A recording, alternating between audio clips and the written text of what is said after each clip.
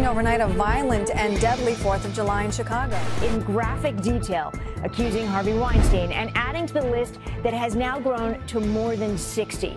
In a time of so much negative news, some good news, or better yet, a glimmer of light. How do you go from good to great?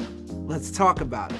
Introducing Lightworkers, a new digital platform created by actress and producer Roma Downey. And I said to my husband, I wish somebody somewhere would generate a good news channel where we really could celebrate all the amazing things that people are doing at home and abroad, and speak to the kindness in people's hearts and speak to the heroes in communities. Have you ever heard the expression, it's better to light one candle than curse the darkness? Well, Roma and her team share encouraging stories across popular categories: entertainment, lifestyle, family, and faith. I wanted to create a gathering place for short shareable, that's almost hard to say, short shareable, snackable, inspirational and positive content that if you saw something on lightworkers.com, you wanted to share it with your mum, or you wanted to send it to your son, or you wanted to just share it in some way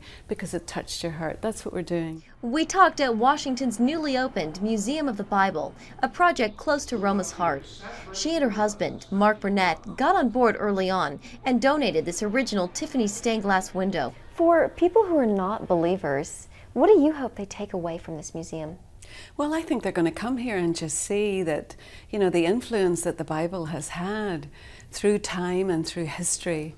For anybody that's just seeing about it on television or reading about it in the newspapers, I would encourage folks to grab their kids and to get on a car, get on a plane and come to Washington, D.C. This is a must-see part of your museum experience. From the good news of the gospel to some not-so-good news, we discuss the culture in Hollywood and growing flood of sexual harassment allegations. I think just the fact that this story, it keeps unfolding in new and horrible ways, in and of itself demands a change that you know, is already occurring. You know, you see it within companies that memos are coming down from the top that this sort of behavior will not be tolerated. There will be zero tolerance for it. Roma says she's hopeful for new generations coming into the entertainment industry. You know, I don't think we've seen the end of it yet.